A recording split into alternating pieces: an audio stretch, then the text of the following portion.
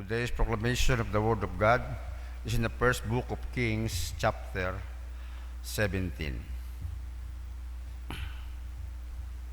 And Elijah the Tishbite of the inhabitants of Gilead said to Ahab, As the Lord God of Israel lives, before whom I stand, there shall not be dew nor rain this year, except at my word. Then the word of the Lord came to him, saying, Get away from here and turn eastward, and hide by the brook Cherith, which flows into the Jordan. And it will be that you shall drink from the brook, and I have commanded the ravens to feed you there. So he went and did according to the word of the Lord, for he went and stayed by the brook Cherith, which flows into the Jordan. The ravens brought him bread and meat in the morning, and bread and meat in the evening, and he drank from the brook. The word of the Lord. Thanks be to God. Please stand for our responsorial psalm, Psalm 121. In our response, our help is from the Lord who made heaven and earth. Together, Our help is from the Lord who made heaven and earth. I will lift up my eyes into the hills, from whence comes my help. My help comes from the Lord who made heaven and earth. Response, Our help is from the Lord who made heaven and earth. He will not allow your foot to be moved. He who keeps you will not slumber. Behold, he who keeps Israel shall neither slumber nor sleep. Response, Our help is from the Lord who made heaven and earth. the Lord is your keeper. The Lord is your shade at your right hand. The sun shall not strike you by day, nor the moon by night. Response, Our help is from the Lord who made heaven and earth. the Lord shall preserve you from all evil. He shall preserve your soul. The Lord will preserve your going out and coming in from this time forth and even forevermore. Response, Our help is from the Lord who made heaven and earth. glory be to the Father, and to the Son, and to the Holy Spirit. As it was in the beginning, is now, and ever shall be, world without end. Amen. The Lord be with you. And with your spirit. The Holy Gospel of our Lord Jesus Christ according to St. Matthew chapter 5. Glory to you, Glory to you, Lord Lord Jesus Jesus Christ.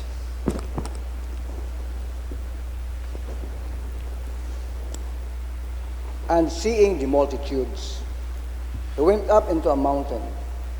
And when he was set, his disciples came unto him. And he opened his mouth and taught them, saying, Blessed are the poor in spirit, for theirs is the kingdom of heaven. Blessed are they that mourn, for they shall be comforted. Blessed are the meek, for they shall inherit the earth. Blessed are they which do hunger and thirst after righteousness, for they shall be filled. Blessed are the merciful, for they shall obtain mercy. Blessed are the pure in heart, for they shall see God. Blessed are the peacemakers, for they shall be called the children of God. Blessed are they which are persecuted for righteousness' sake, for theirs is the kingdom of heaven. Blessed are ye, when men shall revile you and persecute you, and shall say all manner of evil against you falsely, for my sake. Rejoice and be exceeding glad, for great is your reward in heaven. For so persecuted they the prophets which were before you. The Gospel of the Lord. Praise to you, Lord Jesus Christ.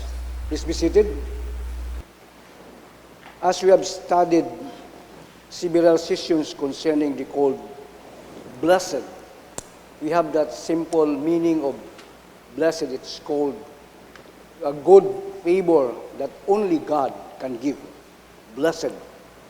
But today, I would like to emphasize that may our daily reading, meditation, and application of the Word of our God bring to us the betterment for its purpose and direction of our lives.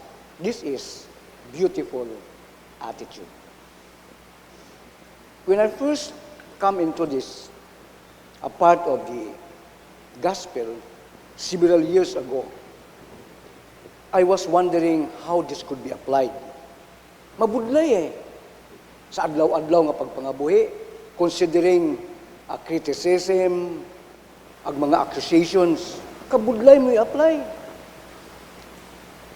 When I was new in the Lord, ag having read this part of the scriptures, blessed are the poor in spirit, pobring espiritu, kung sa inakanon, for theirs is the kingdom of heaven. Ay, paano ka maging pobring espiritu? How can it be? Dahil kita, everyone of us in this society have high spirits. Mataas pirming espiritu. Ano ron?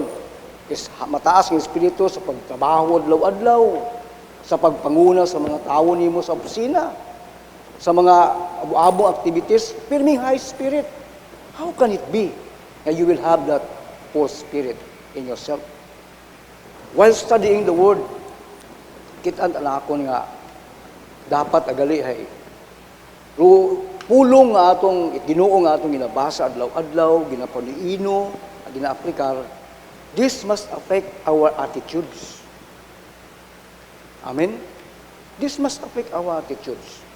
Matuod sa aton nga environment at aton nga ginbahuyan ay klase-klaseng batasan. May magulo, may matawhay, may una matana nga masinadyahon, agahon patay, kabaskog-baskog utan ng music.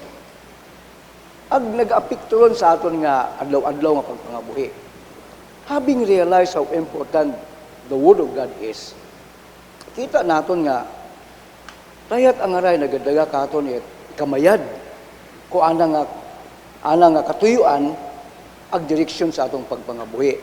Mun ba nakon when I read the scriptures, nabutang tayo ko description kuraya nga part of the gospel. Beautiful attitude. And how can it be nga magkauna kita guwapahon o manami o masadya nga batasan? It is from the reading, meditation, and application of the Word of God. And we can have that beautiful attitude. Might be, may ato matang batasan nga wa inailait iba, na gina-criticize kita, gina-accuse kita, ang balipade nonoy kahapon. Agra akong response. Ay kung manami kayo mo rong ginabuhi ka bisaga, it's good. Pero kung bukod bayad, ano yung response? Akong response ay, pas may kipade nonoy ay, forgive. For they do not know what they are speaking about. Aman, hay anda nga itong hambal kung sino ka, but actually, bisan kita mismo, kung amat, di natin makilala itong mayal itong kaugalingon, but only God can read our mind and can seize our heart. That's why, nagusod Ginoo, while nagabasa kita ka ng pulong, ag-aton na ginaponiino, gina-aplikal sa atong pagpangabuhi, ay makitaan rong pagbago sa aton ng pagpangabuhi. Batasan. Might be kato atong batasan ay mayad mata. Ay, mas kapin yung ganami because of the Word of God. Kung bulok imong batasan ka to, here comes the Word of God, gaabot sing kabuhi. Ay, nagabago. Ang bago kinyo, nagbahut ako, nag-eskwila ako in environment, nabukund at mayad. Ay, magulo. Bisan ako, magulo. But having realized nga, ramong pagpangabuhi, there must be a purpose. Anong purpose na ako na bukod niyang it, not just for myself. So, high spirit ako everyday. I do my work. Ang gusto mong high spirit ay mahugod. Naghinugod gilang. Para sa mga adlaw-adlaw nga kinanganon, agsabat sa mga kinanganon. So, high spirit ako, per me. I woke up early in the morning, prepare myself to go to work. Pero, yung pagsimba, ay, kumbagay, low spirit ako. Basta I just put myself, pag Domingo, masimba ako. Pero kung may awat, di kasimba. Kung may ibang activities, di kasimba. Tanda ko panganay ka to, minto pa ako mga unga. aga akong motor, anay nga to nga sinakyan. Sambilog sa printe, ako nga driver, daywa sa likod, dagang asawa. And we go to church. Tapos ay magpina-picture kami ito. To remember the early days of my life with my wife and with my children. So, when I embrace the CEC faith, dapat mag-estudyo kahit pulong ita atong Ginoo, changes occurred in our lives. One of the changes nga nag-occur sa akong kabuhi ay through accusation, which I faced for 20 years, na nag-mold ka akong how to trust God. Ngani ay, when I learned that for 20 years, kita na ako nga, anumang suay o sura ka akon, anuman nga mga pabangod, ay there can be a proper place for such to talk about and to discuss about. Wawot ako gabuhit Bisaya, nga kung kato ay ireklamo ako ay may mga akong ginahambal. But when I go to confession and relay my case to a priest, he said to me, Tay, tawagan akong tatay, ubanon ako, but not now. Ay, abal akon, Tay, kung wakat saga, marilib kating kara. Matuod, na-relieve giman ako for 20 years. But that 20-year time of my life, trusting the Lord, it molded me in another level of spirit. Kitaan ko kita ay mako na on my own. Kung akong kaugalingon nga, sayran, ag mga sistema ay, I cannot won the case. Haman, the first place ay, mabagos ako. Doon akong attitude, mabagos ako. Kat kinadibutanon kita baga nga paagi, mabagos ako O galing ay, my thought brought me to the church. And when I faced that certain priest, and he said to me, you will be relieved from this. Ay matuod. So, makaron, now that the Word of God is in us, aba ko iyagot akaton, sigurado ako, di ang kahambay nga, rupulong it Diyos, ay uwa iya katon, iya katon, rupulong it Diyos. What we need to do is nourish that. Aton lang pasadyaon, rupulong it Ginoo sa atong kabuhi. Gamiton ka to its potential nga makaayad kita. Mabuligan kita at pulong it Ginoo, nga natong pang-adlaw-adlaw nga pagpangabuhi, ay makaayad. So, the more we read the Word of God, atong gina-meditate at gina-apply, the more it will mold us into what God expects from us. So that's why nga, heeding it atong nga gospel, the Beatitudes. Di natin pag-enumerate it uman.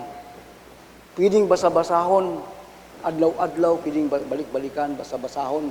Apan inuhon, kung ano rin imong ika-contribute, imong kaugalingon, karon daya ay matabo sa imong kabuhi.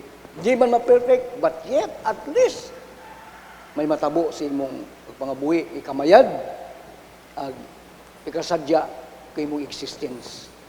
Might be, ay may mga records of good deeds nga obra, might be may una man nga bad. So, let it speak. Importante, ikaw. Ayaw tapos po ninuhar iba. Nananahambal, ikaw. Ano kimo? Hayag ka baga sa gusto Diyos kimo? O nagaduda-duda ka pa? Pagkaduda ka pa, balik-balik ka. Do atong gospel, the Beatitudes, and you will realize how good it is. How good it is. Ngani pa, blessed nga natawag, hay mayad nga pabor, nga rong Diyos yamang kung makatao. Might be people will bless you of so many things, but this blessedness that God is speaking about is what He wanted you to become. Kung ano ang gusto para kimo nga maging blessed ka, that must be done in your life. Aman. Ay wait naga-adto sa Diyos, wait nagapati sa Diyos, wait na nagasunod o unong sa Diyos nga hindi makaagom ka ng kamagayran. Everyone who comes to Him, everyone who believes in Him, obey and follow Him, and abide with Him, will have a betterment of life.